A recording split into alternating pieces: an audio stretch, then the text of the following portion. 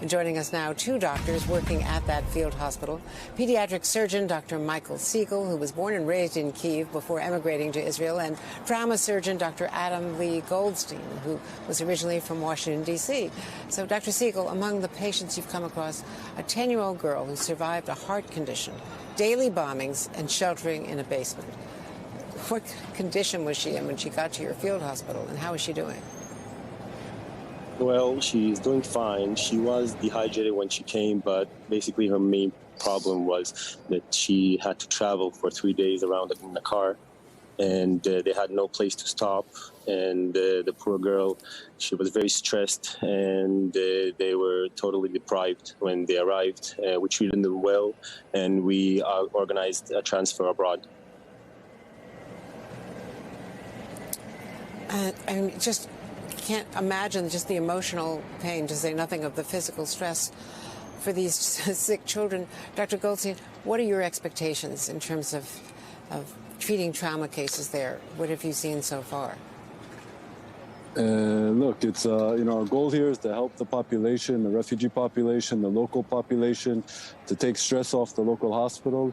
We didn't come on purpose. We didn't come to the front line because that's not our duty right now.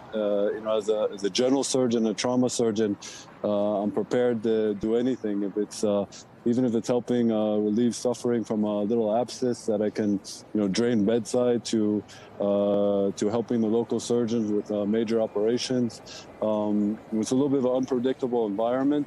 Obviously, we hope that there's peace in the region and peace on Earth soon. But our main goal here is just to do whatever we can, from a hug to a major operation, whatever we can do to help. Well, could you show us some of the aspects of the field hospital? Can you use your Zoom camera and try to show us a little bit of what's going on there today? Yeah. So we really came Sheba Hospital and the Ministry of Health. We actually are standing in a simulation center, and today myself and Dr. Siegel, we gave a trauma course to a group of surgeons and anesthesiologists from Lviv.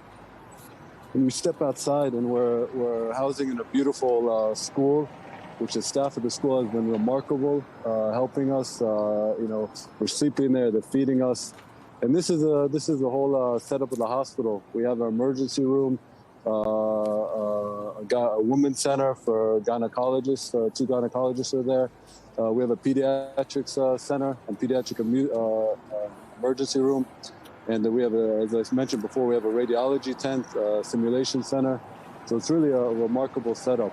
We also have a very strong mental health setup that we're really trying to, give them whatever support they need, even if just talking and showing them that we care. And that's really what we have going for us. It's we're about 20, 30 yards from the local hospital, where we have 3 operating rooms that we can operate in. We've been performing elective surgery. Today we did elective hernia surgery for someone who's been suffering and just they can't work and it's bothering them. Dr. Michael, he diagnosed appendicitis in a 16-year-old boy, and we operated on him the next day. So emergent cases, anything in terms of the surgical, but that's really a small percentage of what's going on. We've seen already in the first 2 or 3 days, we've seen 300-400 patients have come through, and whatever's needed, we're doing. You're just amazing. I mean, this is incredible what you have set up there and the range of services you're providing. Dr. Siegel, there's also an emotional component for you because you grew up in Kyiv. This is your homeland originally before you emigrated to Israel.